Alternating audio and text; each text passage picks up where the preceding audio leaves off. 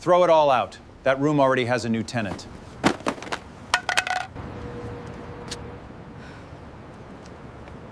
You do not have the right to do this. I paid my rent in full. Here is the bank receipt. The system does not show. Perhaps the bank you use in the slums had a glitch. Security, clear the trash. How many people have you done this to, Roland? What number am I?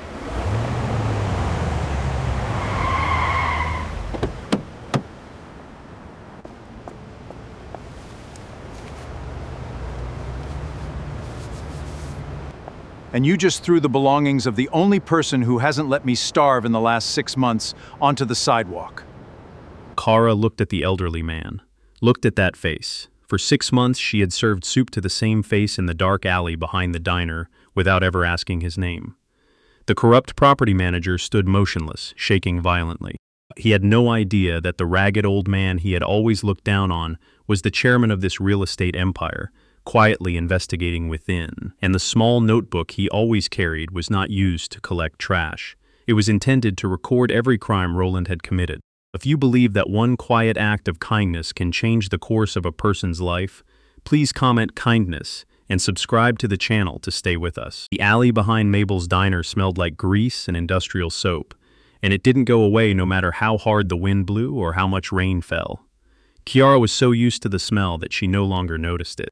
After 2 years of working the night shift, it was now part of the air she breathed, every time she stepped out the back door at nearly 3 a.m., as if a bell had rung, signaling the end of her shift, like the cold slicing through her wrists as the metal door shut behind her. That night marked the last day of September, 2:47 a.m. She was holding a bowl of hot clam chowder, steam rising into Chicago's early autumn chill. It was the portion she had saved for herself at the end of her shift, an unofficial privilege granted by the diner manager. She intended to walk home while eating it, sparing herself 30 minutes of sitting alone in the kitchen.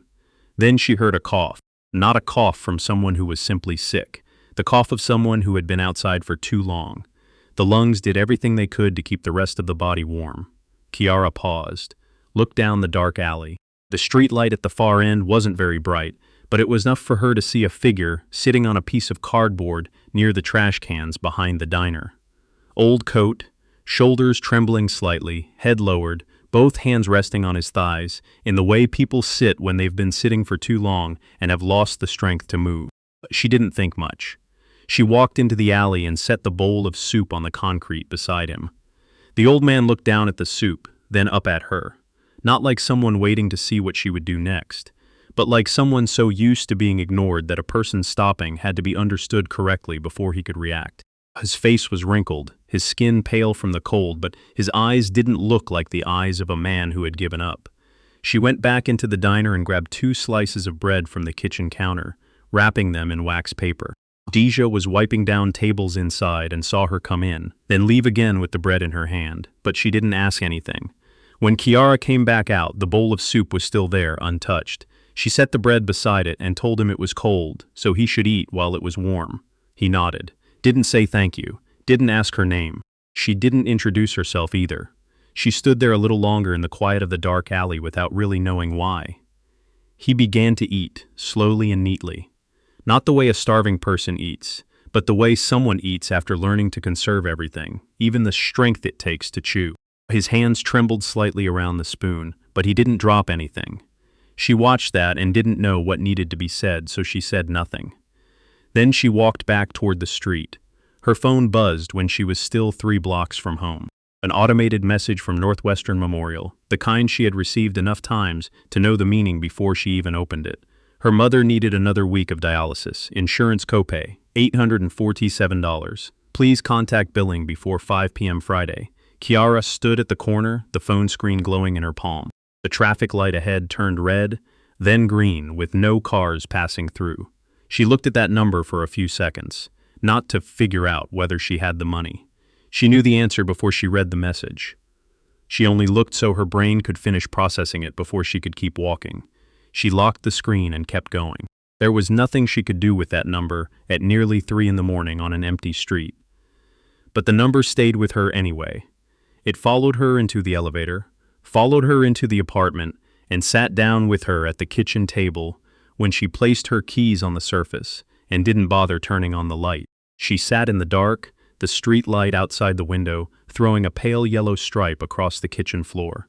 There was no sound in the apartment except the refrigerator running and the distant garbage truck at the end of the block.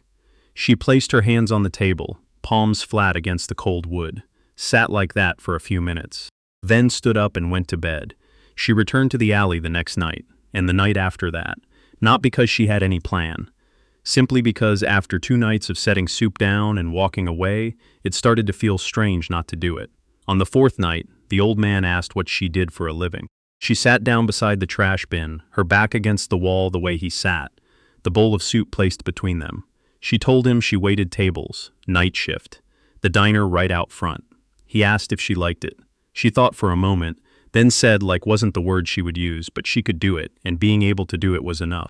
He nodded in a way that told her he understood the difference between those two things. He asked whether she had lived nearby for long. She said 3 years since her mother started treatment. She wanted to be close to the hospital and close to work, and this neighborhood was the one place where she could manage both and still have enough left to pay for the rest. He listened and didn't say anything more about that. He only asked for the building number and street name. Then he pulled a small black leather notebook from the inside pocket of his coat and wrote it down. She watched him write but didn't ask why. Some people kept journals and some people didn't. She didn't see that as something requiring an explanation. The notebook looked old, as if he had held onto it much longer than he had held onto the coat he was wearing. On the 9th day she came out to the alley. There was an extra paper in her coat pocket, a notice from the building management folded into quarters, its corners softened because she had held it and unfolded it too many times since morning. Management was raising the maintenance fee by $120 a month, effective the next month. No explanation, no tenant meeting, no line stating the reason. Just a notice printed on white paper in small font, taped to the apartment door like a pizza flyer, with a note at the bottom saying, this was the landlord's right under the lease terms, and questions should be directed to the office during business hours, Monday through Friday, 9 a.m. to 5 p.m. Kiara had gone to the office during business hours. She met Roland Briggs. He sat behind the desk with her lease already open and explained that the clause allowed fee adjustments based on annual inflation. She asked why it was $120 when that year's inflation index was under 4%. He said it was a decision made by the management board and not something residents were entitled to have explained. She told Arthur about it not because she wanted advice. She told him because, of all the people she had seen that day, he was the only one she didn't have to explain the context of Turfirst. He knew which building, he knew the area, and he listened without creating pressure to draw a conclusion or do anything right away. She told him about Roland Briggs. How he liked standing in the lobby in the morning when residents were leaving for work, holding a clipboard and looking around in the way of a man who wanted to be seen more than necessary. Earlier that year, he had spoken privately with 2 families on the 2nd floor in a way that made them move out within 3 weeks, though no one understood exactly what had happened. Both families had been long-term tenants, over 10 years, and had never had a rent problem. Miss Wynn on the 3rd floor received a late rent notice, even though she had a bank receipt showing she had paid on time. The issue was resolved after she paid an additional fee that didn't have a clear name in any document. Mrs. Wynn told Kiara in the elevator one morning that she had been so scared she paid it, didn't dare ask her questions, and only wanted it to be over. She was scared, but she didn't know exactly what she was scared of. She only knew she was scared. Kiara told him everything. Arthur listened to everything, didn't interrupt, didn't ask questions while she was talking. After she stopped, he opened his notebook and wrote slowly, neatly, like someone recording the minutes of a meeting, not keeping a personal diary. The next night, before leaving the alley, she asked him directly what he kept writing in that notebook. He looked at her for a moment before answering. Things that shouldn't be forgotten. She waited to see if he would say more. He didn't. He closed the notebook and slipped it back into his inside pocket. There was one thing she didn't ask about but noticed. The handwriting in that notebook was much neater than what she expected from someone living on the street. It wasn't the handwriting of a person writing in a hurry or in poor light. It was the handwriting of someone who had long been used to writing carefully, and that habit had not disappeared no matter how his circumstances had changed. On the phone number on the small piece of paper clipped inside the notebook, which she had briefly seen when he opened it, had a 312 area code and 7 digits written in dark blue ink, not in a worn-down pencil. But Chiara was not the kind of person who asked questions she had not been invited to ask. She had learned that early. In this neighborhood, everyone had their own reasons for not fully explaining themselves, and no one was obligated to explain. October. The 15th night she came out behind the diner, Arthur asked her name. Not as a conversation starter, not while she was telling him something. He simply asked it in the familiar pause the two of them had shared enough times that it was no longer uncomfortable. She looked at him, surprised not because of the question, but because he had waited this long to ask and still asked after 15 nights. Chiara Washington. He opened his notebook, wrote her name on the first blank page, the way someone writes down an address or an important date that needs to be remembered. Then he closed the notebook, slipped it into his inside pocket, looked toward the end of the alley. She drank the last of the soup from the bowl, stood and picked up the empty container. I told her to be careful on the way home. She said she would. Then she walked out of the alley toward Cottage Grove. Arthur stayed still until the sound of her footsteps disappeared into the late-night noise of the street. He didn't move right away. He looked into the dark end of the alley for a while, like someone rearranging something in his mind before acting. Then he bent down and pulled a phone from the bottom of his old worn bag. Not the old Nokia Chiara had seen him use to check the time. A completely different phone, widescreen, thin, the kind of device people don't bring into a dark alley unless they have a very good reason to keep it there. He dialed a number from memory. 2 rings. The person answered. Marcus. Arthur's voice was low, calm, with nothing left of the trembling old man in the dark alley. I found the starting point. Whitfield Southside Cluster. 4718 Cottage Grove is the clearest example. I need you to pull the full transaction history and complaint files for all 23 buildings in this area, going back 4 years. He paused and listened, and there's one more person. Her name is Chiara Washington, resident of 4718. Pull her full lease file, payment receipts, management notices, everything. I need to know whether what she's telling me matches the actual records. He listened again, nodded. No, not yet. I still need more time here. He hung up, put the phone back at the bottom of the bag, took out the old Nokia instead, and slipped it into his outer coat pocket. Outside the alley, a few late cars still moved along Cottage Grove Avenue. Yellow streetlights fell across wet asphalt left by the light rain from earlier that night. Arthur opened the notebook one last time before sleeping. On the newest page, beneath the name Chiara Washington, he added one line in small, even handwriting. Night 15. She asks nothing for herself, only asks when someone else needs to be asked about. He closed the notebook, leaned back against the brick wall, looked up at the narrow strip of sky between the 2 buildings. No stars. Only city light reflecting off the low clouds moving slowly east. On that 15th night, the alley behind Mabel's diner was still what it had always been. Cold, dark, and empty of passersby. Only one thing had changed. The name Chiara Washington was now written on a page, and a phone call was being worked on somewhere in the city, a few miles away, by a man named Marcus, whom Chiara had never met and did not yet know existed. Arthur's small black leather notebook wasn't a diary in the usual sense. There were no continuous dates, no long paragraphs describing how a day had gone.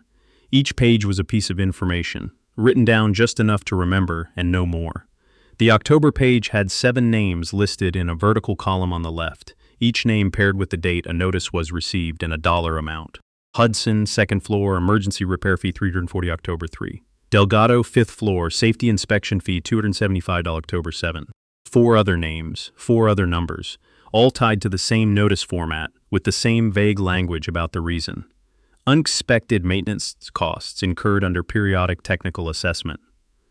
Arthur had cross-checked every name with the records Marcus sent through encrypted messages in the early morning, before Chiara woke up to work the afternoon shift.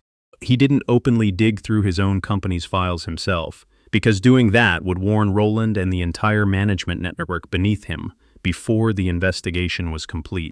Instead, everything went through Marcus, through internal channels that a mid-level operations director like Roland had no authority to access and no knowledge existed. At the bottom of the page, written in a different ink, was another line added later, K. Washington, rent paid on, time full receipts. Roland Briggs, falsified documentation. Arthur had checked. She told him what she saw in the building, not knowing she was providing data for an investigation. She was only talking about her day, the way people talk when someone is truly listening.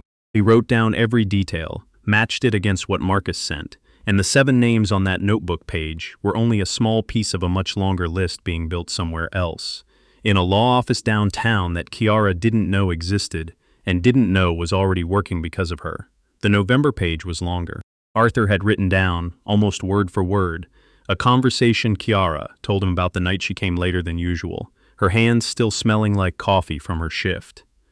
Roland had called her into the office that morning and said the system showed her October rent payment was 3 days late. He sat behind the desk and didn't stand when she walked in, only gestured, with a small tilt of his chin, for her to sit in the chair across from him. She said she had a bank transfer receipt showing the date clearly. Roland said the building's internal system didn't sync with the bank, that this was a common technical issue, and that the quickest way to resolve it was to pay a $400 file processing fee. After that, the late notice would be removed from her file that same day. She asked why the building's system error had become her financial responsibility. Roland said that wasn't a question he was required to answer, and if she wanted to file a complaint, she could submit it in writing to the management board. Processing would take 6 to 8 weeks. During that time, the late notice would stay in her file. She didn't have $400. She also didn't have 6 to 8 weeks to wait, while a late notice sat in her record, possibly affecting next year's lease renewal, which she needed more than anything right now, because finding another apartment near the hospital at the same price was almost impossible in that area. Arthur wrote down every sentence Kiara told him, nearly in quotation marks, then wrote beside it, "This is the 8th time, not the 8th time with Kiara. The 8th time he had recorded the same script, the same wording, the same rounded fee, applied to 7 different households across 3 different buildings under Roland Briggs's management cluster. The language matched too closely to be coincidence, word for word, sentence by sentence, as if it had been read from a prepared script. This was a practiced tactic, used again and again, most effective against people who didn't have the time, money, or legal knowledge to fight back in any organized way. The December page was the shortest in the whole notebook. That night, Arthur didn't get to the alley at his usual time. He had walked farther than normal to meet Marcus at a neutral location, and it took longer than expected. By the time he returned to the alley behind Mabel's, it was almost 4 in the morning. The temperature had dropped to exactly 32 degrees, and he had prepared himself to find the alley empty. Kiara was still there. She sat on the familiar piece of cardboard, coat pulled tight around her neck, both hands holding an insulated container. When she saw him, she didn't ask why he was late. She only opened the container. The chicken porridge was still warm. She said it was colder tonight, so she had made something thicker than the usual soup. Arthur sat down beside her like every other night. He didn't explain why he was late. She didn't ask again.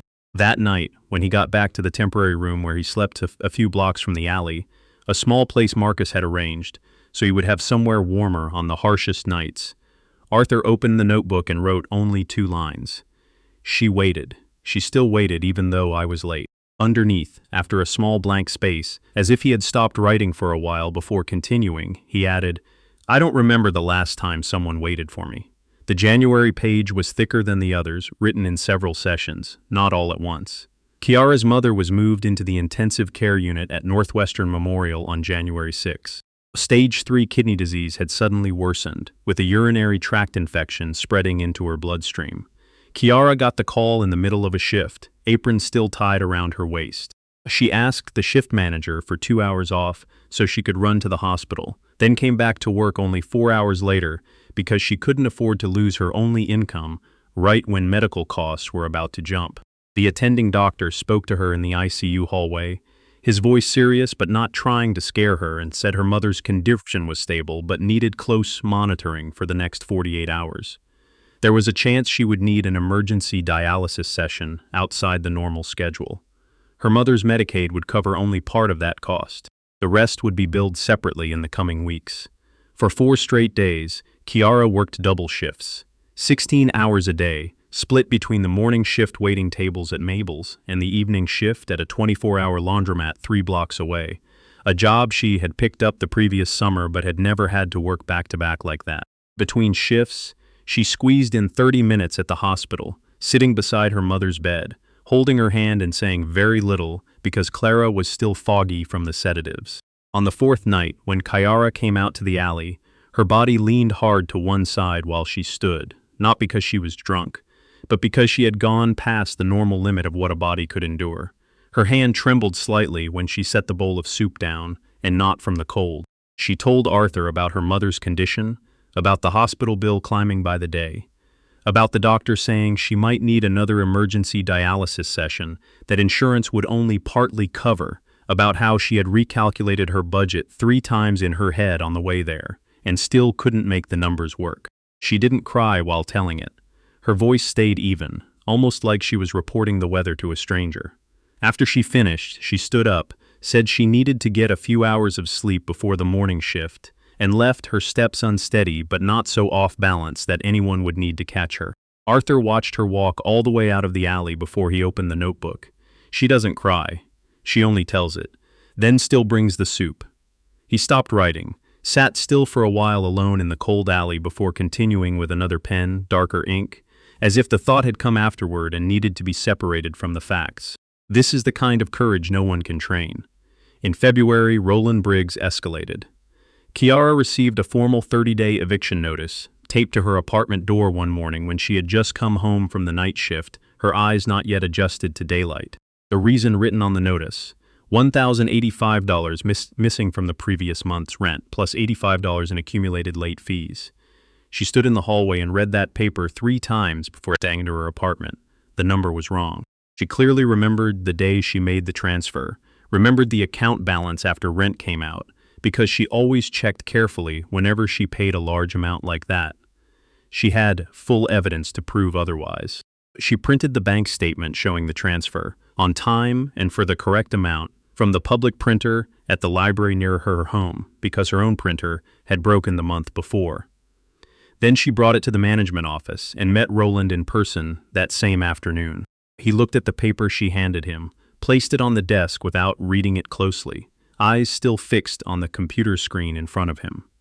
He said the company's internal system did not accept outside source evidence and only recognized records logged inside their property management software. If she wanted to file an appeal, she needed to submit a formal request with a $150 administrative processing fee, and the review process would take at least 4 weeks, which meant it would go beyond the 30-day deadline on the eviction notice. "So I have to pay money to prove I already paid money?" she asked. Roland looked at her for the first time since she walked into the room. "That's not how I would phrase the issue." "How would you phrase it?" He didn't answer that question. He only said the meeting was over and she could leave, his voice still carrying the same cold politeness of a man who knew he held every advantage in the room. There was one thing the building, Roland, and the entire system he was running did not know. Every time something unfair like that happened to Kiara, it didn't stop with her.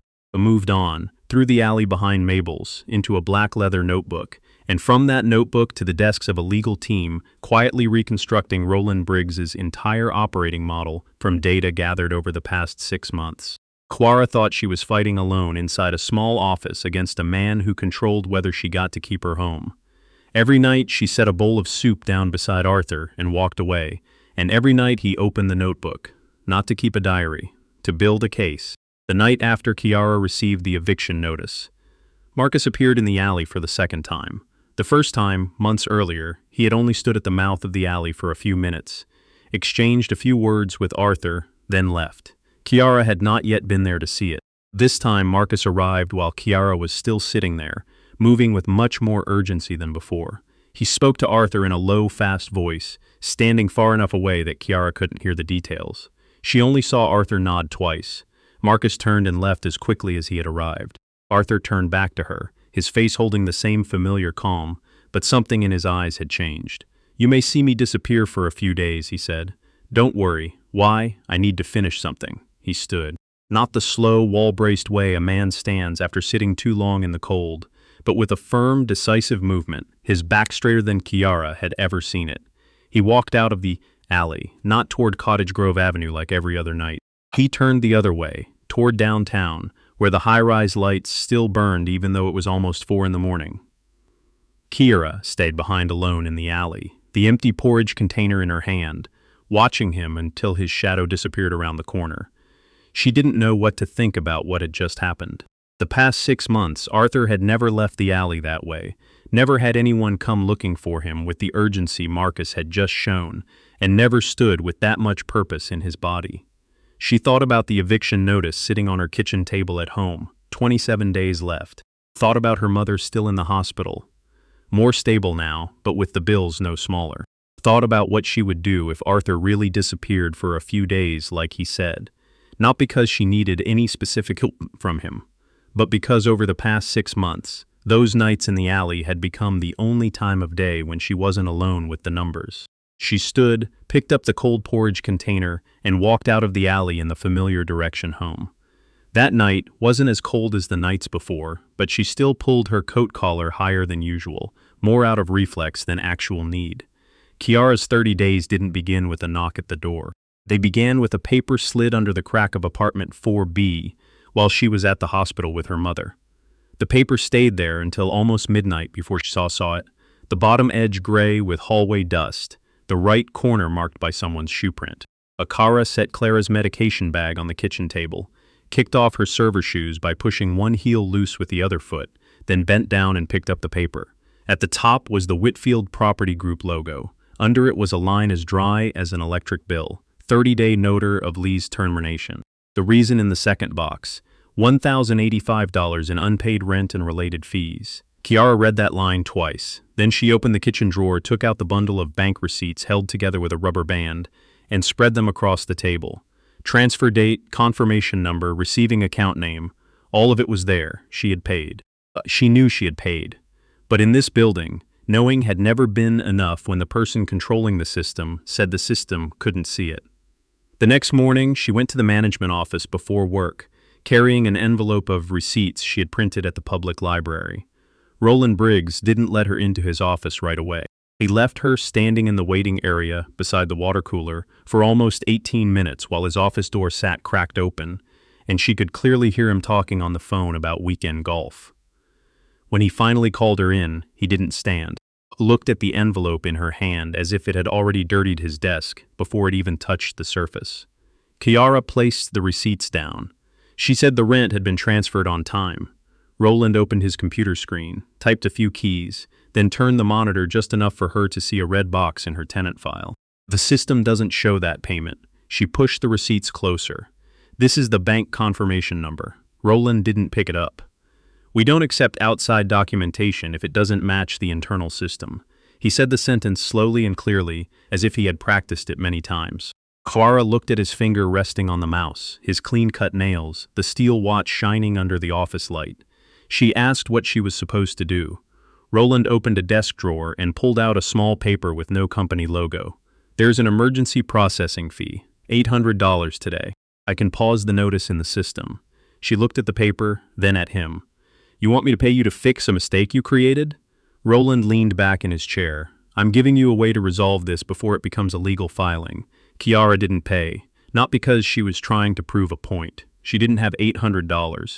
That morning, there was $63.41 in her account after paying for Clara's new medication and buying a 7-day CTA pass. She took back the envelope of receipts and walked out of the office, passing Mrs. Nguyen, who was waiting outside the door with another notice in her hand. The two women looked at each other. Neither asked a question. There are fears inside apartment buildings that don't need introductions. You can understand them just by the way someone folds a piece of paper. A free legal aid attorney in a small office near 63rd Street looked through Kiara's file on Tuesday afternoon. The young lawyer Allison had her hair tied low and dark circles under her eyes like someone who had read too many housing cases in 1 week. She said Kiara had grounds to fight it, especially with bank's receipts and signs of off-lease fees. But to file properly, she needed a copy of the lease, the official payment history from the landlord, and at least 3 weeks to get the matter placed on the review calendar. 3 weeks sounded possible until you remembered the notice only had 26 days left. Kiara asked what happened if Roland moved forward before then. Allison took off her glasses, wiped the lenses with a tissue, and said she would try to send an objection letter first to buy time. I don't want to overpromise, she said, but don't leave the apartment. If you leave, they'll use that to say you voluntarily ended your tenancy. Kiara nodded and folded the envelope of receipts again. When she got outside, she stood at the bus stop and called the hospital. Clara needed an additional procedure because her kidney filtration numbers had worsened after the infection. The financial counselor said the remaining balance after insurance would be updated, but it would definitely be higher than last month. Kiara held the phone to her ear, eyes on the bus schedule, saying yes in all the right places. By the time the call ended, the bus had come and gone. She stayed where she was and didn't run after it. While Kiara was learning how to count every day left on the notice, Roland Briggs sat inside a small accounting office in Oak Brook, a place no one from the Southside buildings he managed had ever stepped into. His private accountant, a thinning-haired man named Paul, put a spreadsheet on the second monitor. 34 families in 18 months. Total off-system processing fees collected, $142,000. Paul said the number was getting too large to keep moving through personal transfers. Roland looked at the spreadsheet and didn't ask about the 34 names. To him, they were data lines, 2B, 5C, 1A, 4B. Elderly tenants living on Social Security, single mothers, families who had just lost work, immigrants who didn't want lawsuits. Roland didn't call himself a thief. He called it residential risk management. Those who could pay, paid. Those who couldn't, left. The building got lighter, the tenant list got cleaner, and the conversion project got easier. The private server sat inside a storage account disconnected from Whitfield's main system. Paul had warned him about that back in November. Roland said the main server had too many people with access. He needed somewhere to keep drafts, scans, internal notes, and revised notices before syncing them. The word syncing made Paul stop talking because it is easier to look away when a crime has a technical name. That afternoon, Roland received an email from the development team. 47-S. Cottage Grove approved for residential luxury conversion in Q3. Must reach 0% occupied before April for construction survey handoff. Roland read the email on his phone, his thumb stopping on the phrase 0% occupied. He replied with 2 words, good progress. No exclamation point, none needed. In the eyes of people who had never looked all the way down to the 4th floor hallway, a good manager was someone who cleaned up the numbers before anyone asked how. Arthur disappeared from the alley 3 days after Marcus showed up. Kiara didn't know where he went. She still brought soup after her shift, still set the container where he usually sat, but by morning it was untouched. The grease hardened across the top. On the second night, Deja saw Kiara standing at the back door, longer than usual, and asked where the old man was. Kiara said maybe he had found somewhere warmer. Deja looked at the container of chicken porridge in her hand, but didn't say the thing both of them were thinking. If he had found somewhere warmer, why was Kiara still waiting? On the third night, Nara sat on an overturned plastic crate near the wall for almost 10 minutes. February wind moved through the alley and made the trash bin lid tap softly. She pulled her diner coat tight around herself and felt her phone vibrate in her pocket. A message from the hospital reminding her of Clara's minor procedure. A message from Allison saying the objection letter had been sent, but the management office had not responded. A message from Roland with only one sentence. Final 48 hours to resolve before file moves to enforcement. Kiara cleared the screen. She did not delete the message. During those 3 days, Arthur Whitfield did not sleep on a piece of cardboard. He entered the Whitfield Property Group headquarters in downtown Chicago through a private garage entrance at 6:12 in the morning, wearing the same old brown coat but no longer carrying his shoulders the way he did in the alley. Marcus waited for him in the service elevator with a bag of clean clothes, shaving supplies, blood pressure medication, and a thick file. No one at reception saw him. No one on the 32nd floor knew the company founder had spent 6 months living behind a diner a few miles away. The private bathroom beside his old office, Arthur stood under hot water longer than his doctor would have allowed. When he came out, he wore a white shirt, a dark gray suit, and the leather shoes Marcus had polished. His face was still thin, his eyes were still shadowed. But when he walked into the closed boardroom at 8, all 6 board members stood at once. Arthur did not begin with Kiara. He began with the address, 47 Wayne, South Cottage Grove, then the 23 buildings in the Southside cluster. Marcus put a data table on the screen. Complaints, late notices, unusual fees, lockouts, and mismatched payments over 4 years. Arthur opened the small black leather notebook and placed it beside the printed file from the system. I lived there for 6 months, he said. No one in the room asked why, not right then. They were looking at the numbers appearing in layers. 34 families pushed out in 18 months, $142,000 in off-lease processing fees, 23 buildings under the same regional manager. One board member asked whether this could be a system error.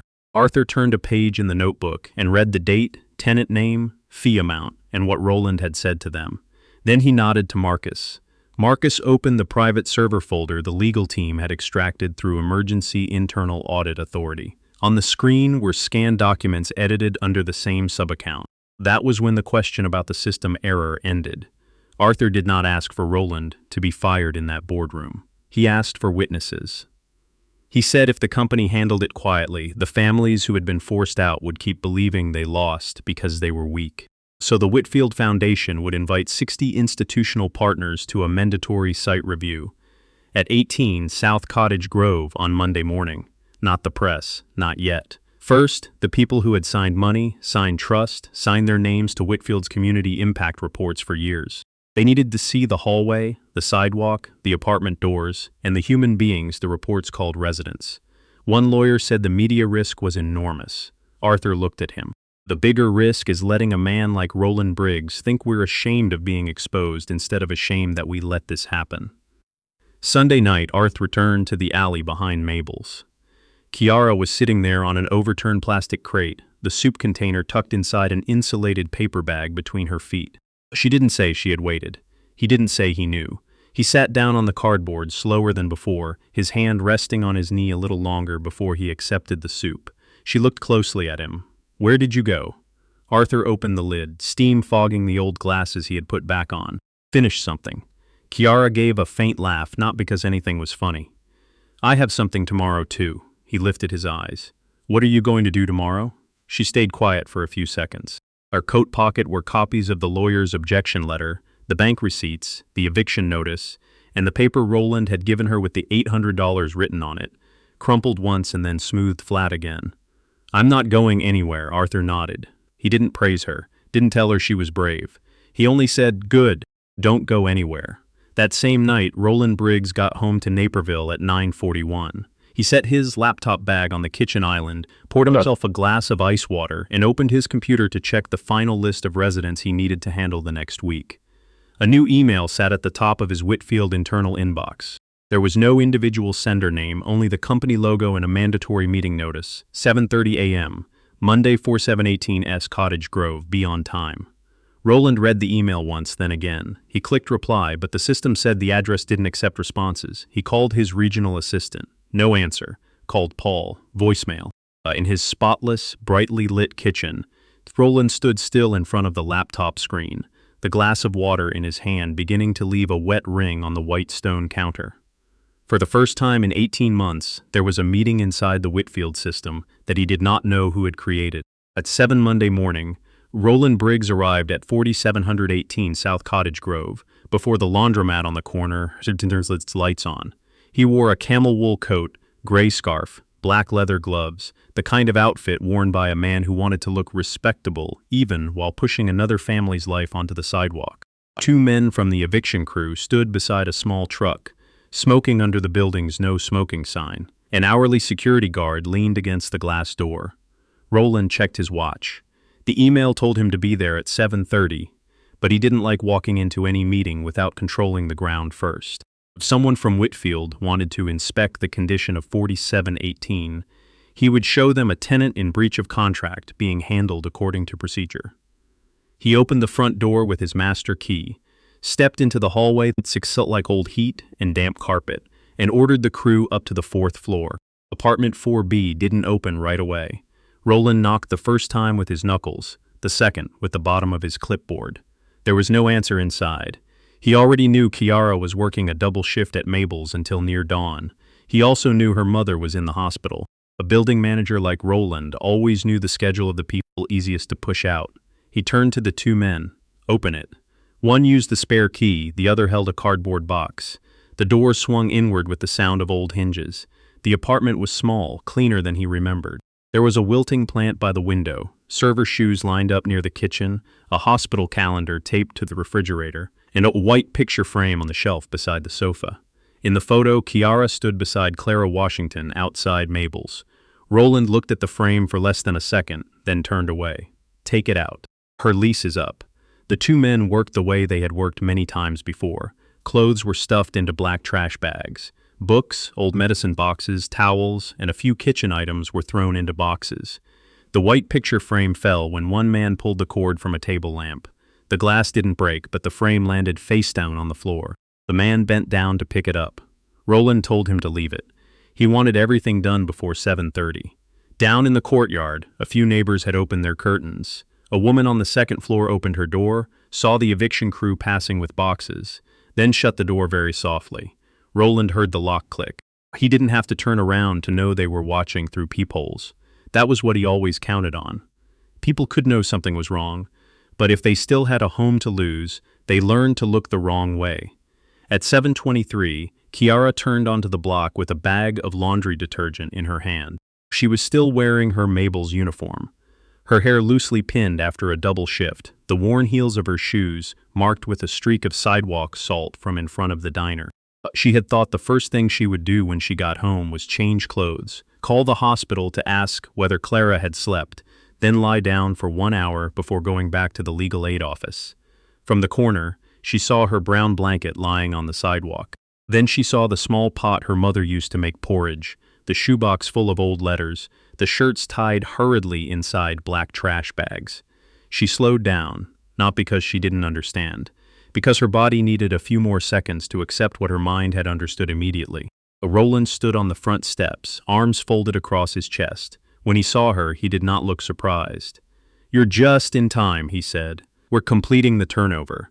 Kiara stepped over a box and bent down to pick up the Hicktrain lying face down on the concrete.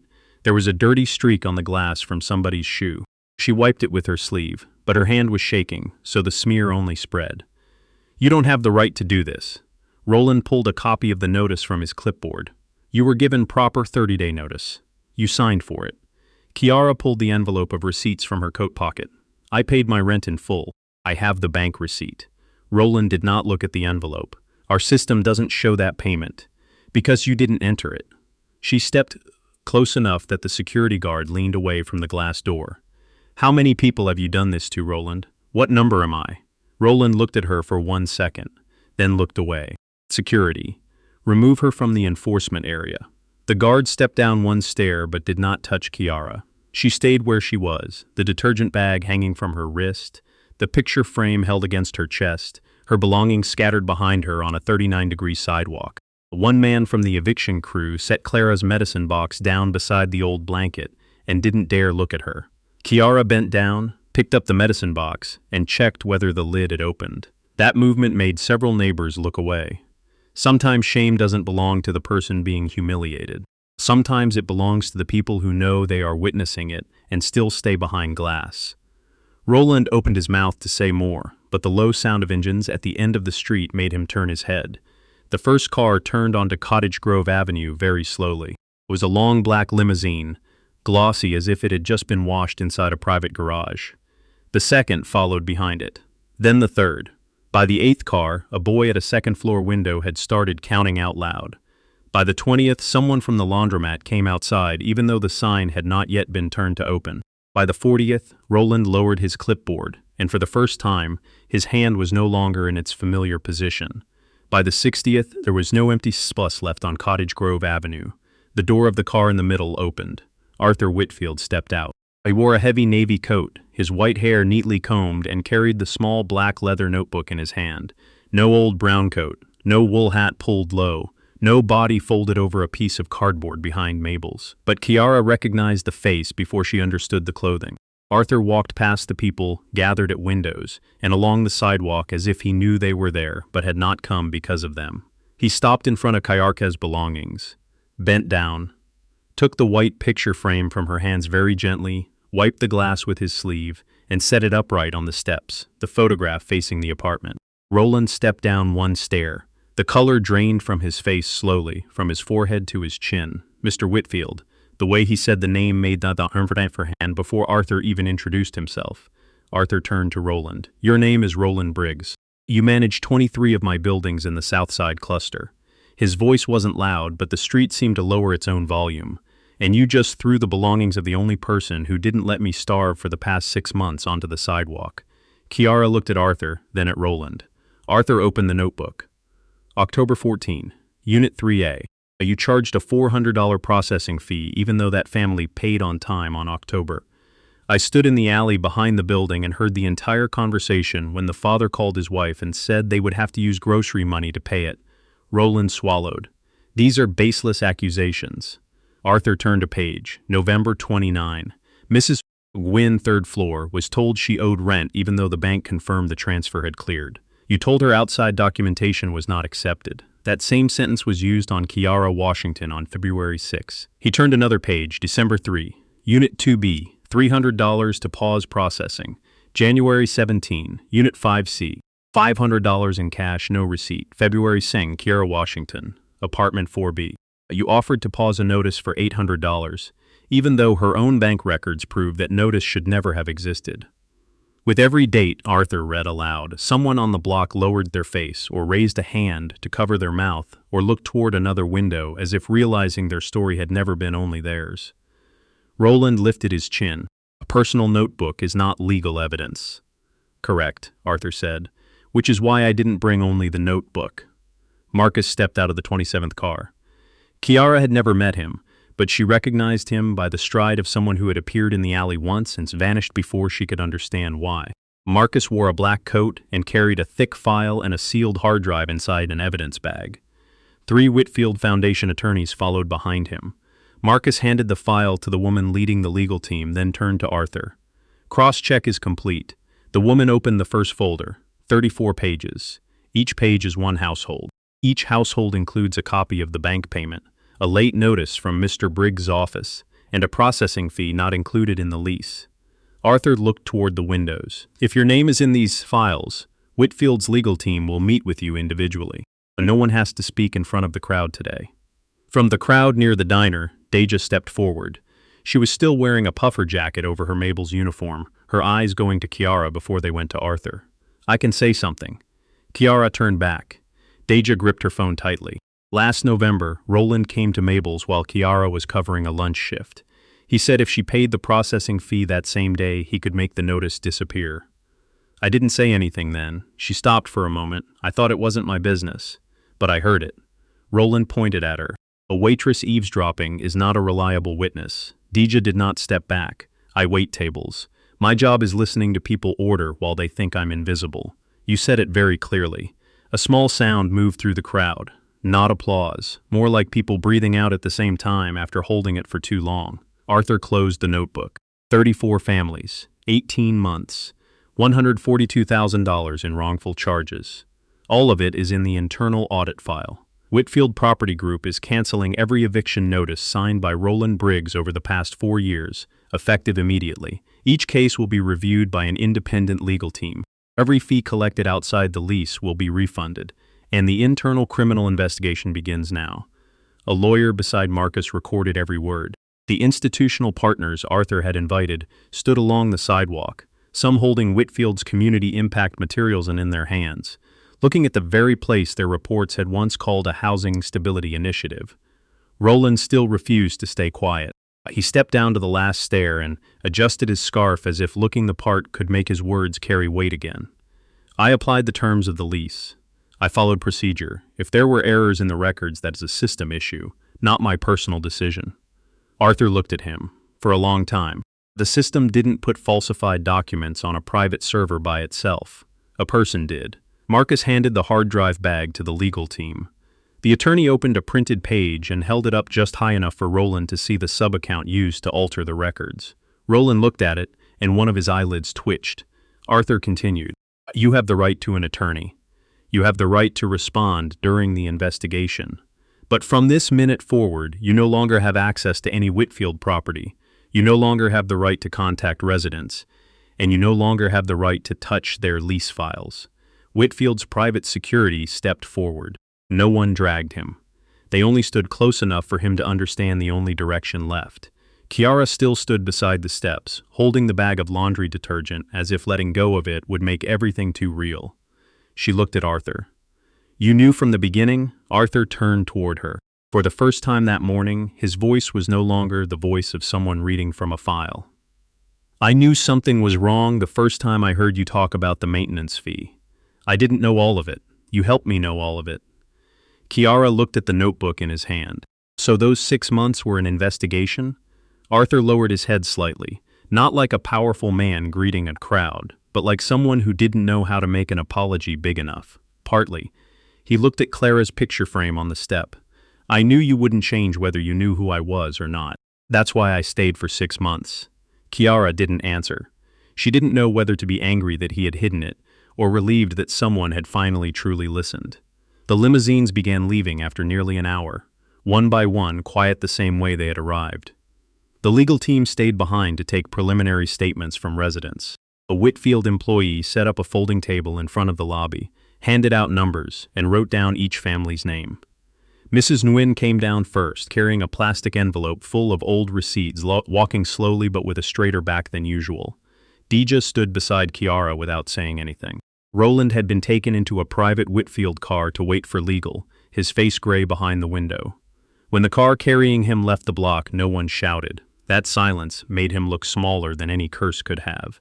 Kiara bent down and picked up the white picture frame from the steps. She wiped the glass one more time. This time it came clean. Arthur stood beside her for a moment, then suddenly put one hand on the railing.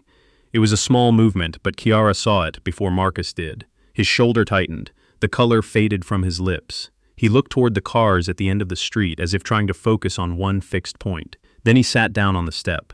The kind of sitting a person does when, if they don't sit right then, they will fall. Marcus ran over, one hand supporting his back, the other already pulling out his phone. Call medical transport. Now. Arthur tried to wave him off, but his hand didn't rise far. Kiara set the picture frame down and moved toward him. 6 months in the dark alley, the bowls of soup, the cold nights, and the small notebook resting between his knees all came back at once. She didn't understand everything that had just happened, but she understood enough to kneel in front of him, the way she had placed the first bowl of soup beside his cardboard bed, and say very quietly, "Arthur, look at me. Did you eat anything this morning?" The ambulance arrived just after the last limousine had left Cottage Grove Avenue. There was no long siren. Marcus had called ahead and explained that this wasn't a traffic accident, wasn't a violent situation, just a 78-year-old man who had spent too much time outside and tried to stay standing for too long. When the paramedic wrapped the blood pressure cuff around Arthur's arm, he still tried to turn toward Kiara and say he was fine. She didn't argue. She only held Clara's medicine box on the sidewalk, watched the nurse pull a thermal blanket over his shoulders, and asked the same question again. "Did you eat anything this morning?" Arthur looked at her, lips dry, eyes still clear but slower than usual. He didn't answer. That was enough for Marcus to tell the paramedics to take him to Northwestern. Kiara followed the ambulance in Marcus's SUV. She didn't know why she got in. Part of her life was still lying on the sidewalk, and part of it was being carried back into apartment 4B by Whitfield employees after the legal team canceled the eviction order on the spot. Dija stayed behind to help put the clothes back. Mrs. Nguyen kept the white picture frame in her apartment so the glass wouldn't crack any further. Kiara only had time to call the hospital to ask about her mother, then call Mabel and say she couldn't come in. Mabel listened and only said, "Go. I'll protect your shift by not letting you work it." Kiara didn't have the strength to ask what that meant. In the emergency room, the doctor said Arthur had mild hypothermia, dehydration, exhaustion, unstable blood pressure, and needed cardiac monitoring for at least one night. It wasn't life-threatening, but it was serious enough to make Marcus stand completely still for almost 10 seconds after hearing the diagnosis. 6 months on the street at 78 years old did not disappear just because Arthur had a good coat and his full name back. The doctor asked whether Arthur had been taking his medication regularly. Marcus looked down at the papers in his hand. Arthur turned his face toward the small window as if the question were meant for someone else. Kiara looked at him and remembered all the nights he had sat on cardboard, eating each spoonful of soup slowly so the heat would last longer. For the first time, she understood that he had not been pretending everything. He may have hidden his name, his phone, and an entire real estate empire, but the cold in his body was real. The next day, Marcus handed Kiara a thin file in the hospital waiting room. It wasn't a gift document. It wasn't a personal check. On top was a temporary notice from the Whitfield Foundation outlining the compensation process for residents harmed by Roland Briggs's conduct. Kiara read every line. Rent falsely marked as unpaid would be corrected. Every processing fee collected outside the lease would be refunded. Direct costs caused by wrongful notices, including legal fees, storage costs, lost workdays, and delayed medical expenses, would be reviewed and paid through the Tenant Relief Fund. On the third page, Clara Washington's name appeared under priority files, with a note stating that the hospital balance left unpaid, because Kiara had been forced to divert money toward rent and fraudulent processing fees, would be paid directly to the hospital. Kiara set the file on her lap. Arthur did this? Marcus shook his head. He authorized the investigation. This part is the compensation process. Legal, foundation, board, and the independent auditors all signed off. He paused, then added, as if he knew she needed to hear the exact sentence. This isn't money he's giving you. This is money you never should have lost. Kiara looked through the glass into Arthur's hospital room. He was asleep, the heart monitor running steadily beside the bed.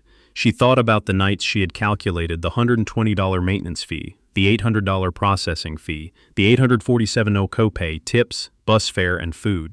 Those numbers had once pushed her right to the edge. Now people were calling them verifiable damages. The phrase sounded cold, but for the first time, that coldness was standing on her side. Clara heard the story from Kiara, not from the news.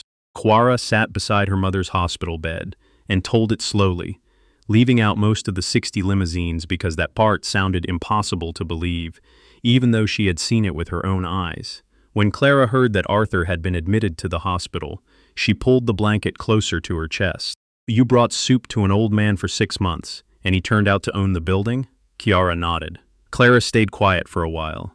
I taught you not to give away your whole meal to other people. Kiara looked down at her hands. I know. Clara turned her face away, but Kiara saw the corner of her mouth move just a little. I taught you that because I knew you'd do the opposite. A week later, Kiara returned to Mabel's diner to get her new schedule and found Mabel Morton standing behind the counter with a thick envelope. The diner still smelled like old coffee, frying oil, toast, and floor cleaner. Deja was pouring coffee for a CTA driver. One bulb was still out in the special sign behind the menu board. Mabel set the envelope on the counter. I was going to announce this at the end of the month. Guess I need to say it early. Kiara stood still. Mabel said she didn't have the strength to keep the diner anymore. Taxes, kitchen repairs, insurance, and knees that hurt every time she stood too long. She had opened this place with her husband in 1967, and for the past 10 years, she had kept telling herself just one more winter. This winter, she didn't want to lie anymore. That news made Kiara sit down on the swivel stool beside the counter. After everything that had happened, she had thought at least Mabel's would still be there the way it always had been. But real life doesn't wait for people to finish healing before handing them more news. Mabel pushed the envelope toward her. Inside was a proposal from the Whitfield Foundation. The building where the diner operated belonged to an old Whitfield subsidiary and had long been leased through a third party. The foundation would take over the lease, cancel the upcoming rent increase, renovate the kitchen to meet current safety code, and transfer the diner's operating rights to the employees under a worker cooperative model. Not a fancy restaurant, no name change, no turning Mabel's into some community heritage brand just to sell t-shirts. The 7 people who worked there, if they agreed, would sign together as operators. Mabel would stay on as an advisor for as long as she wanted to sit at the counter and criticize how other people made coffee. Deja read the proposal 3 times. She asked who would handle payroll. A foundation accountant explained that they would receive 6 months of technical support, and after that the cooperative would hire its own accountant using diner revenue. Kiara asked what happened if they failed. The accountant didn't give them pretty lines. He said failure was possible, but they would have training, a financial plan, and the right to refuse if they didn't want it. Mabel looked at the 7 people around the counter. I don't need you all to save my name, but if you want to keep this table open for other people, I'll sign. Kiara signed after Deja. Her signature was smaller than usual, not because she was unsure, because she knew how heavy a signature could be. 2 weeks later, the diner's front window was repainted.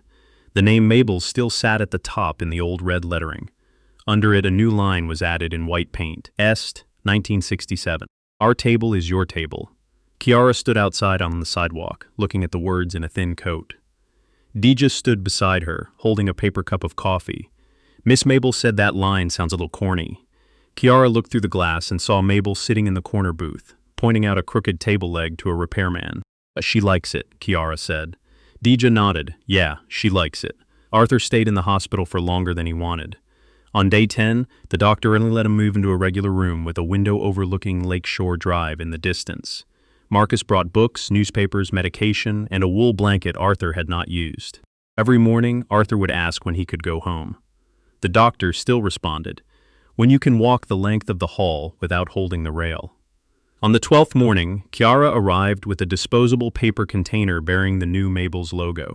Arthur was sitting by the window, wearing a gray cardigan and looking thinner than when he stepped out of the limousine. The small black leather notebook lay on the bedside table, but it was closed on that particular day. He looked at the soup container, then at her. "You don't have to do that." Kiara set the bag on the table. "You didn't have to sit in an alley for 6 months. But you did that too." Arthur didn't answer right away. She opened the lid. Steam from the clam chowder rose into the hospital room, mixing with the smell of disinfectant and clean linen. Arthur looked down at the bowl longer than usual. When he spoke, his voice no longer carried the certainty of a man reading a file in front of a crowd. "Do you know the last time somebody brought me food without being paid to do it?" Kiara pulled closer to the bed and set the spoon on a napkin. "Now." Arthur looked at her. This time, he didn't write anything in the notebook. He only picked up the spoon with both hands, blew lightly on it, and ate.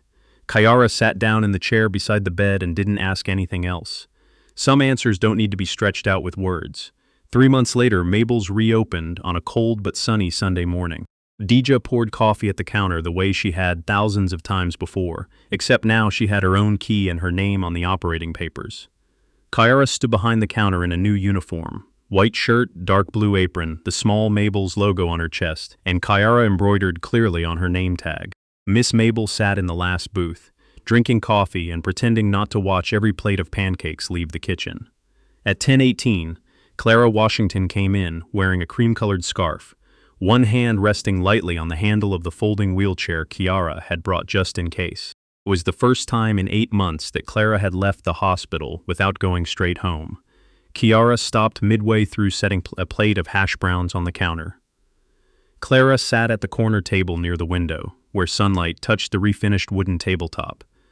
She watched her daughter work for a while, didn't call her over right away, didn't say Kiara looked thinner or that her bun was crooked. She only watched like someone who needed to make sure the scene was real. Deja brought her decaf coffee. From the last booth, Mabel shouted that decaf wasn't coffee, just water with a memory. Clara laughed, a small laugh, but enough to make Kiara turn toward the kitchen for a few seconds to steady herself. After nearly 20 minutes, Clara raised her hand and called her daughter over. Kiara walked to the table, pen tucked into her apron. "What do you need, Mom?" Clara looked at the new menu, then at her daughter. "I'll have a bowl of clam chowder." Kiara nodded and wrote it on the pad. "Just one bowl?" Clara set the menu down. "Bring some bread too. I hear somebody who once lived on that." Kiara looked at her mother. Clara looked back, her eyes wet but not letting the tears fall. At the counter, Deja turned away and wiped a glass that was already clean. The 60 limousines aren't the most memorable aspect of Kiara's story to me. That scene is satisfying, indeed. Everyone wants to see someone like Roland exposed in front of the same people he was attempting to impress. But if we only remember the cars, we miss the much more important part. A bowl of soup placed in a dark alley at 2:47 a.m., when no one was watching or recording, and no reward awaited at the end. Kiara didn't feed Arthur because she thought he was a billionaire in disguise. She didn't do it to prove she was good, and she didn't have so much to spare that giving it away meant nothing. She was tired and broke. Her mother was in the hospital, and that soup was supposed to be her own meal after a long shift. But when she heard someone coughing in the cold, she couldn't keep walking as if she hadn't heard it. Sometimes kindness isn't a grand decision, but is the small reflex of a person who has managed to keep the softest part of herself alive even after life has hardened so many other places. Maybe that's why it's so powerful. A kind act performed with no benefit, reputation, or applause frequently reveals more about a person than any declaration. Kiara put down the soup and walked away. Arthur wrote it down. Not only did he write in the notebook, but he also decided to examine his own system. A night shift waitress demonstrated what polished reports did not. Real people being crushed by small fees, cold notices, and managers who knew their victims were too exhausted to fight back. If this story makes you remember a time when you stopped to help someone, even with just a meal, a phone call, a simple check-in, or a few minutes of listening without judgment, then maybe you already understand what Kiara understood from the start. Not everyone needs us to save their whole life. Sometimes they only need to know that in their coldest moment, someone didn't walk past. Do you recall the last time you did something good simply because you felt compelled to do so? Leave a comment so that others can see your story. If you want to hear more stories about kindness, justice, and ordinary people doing extraordinary things, subscribe to Billionaire Single Mom. I will see you in the next story.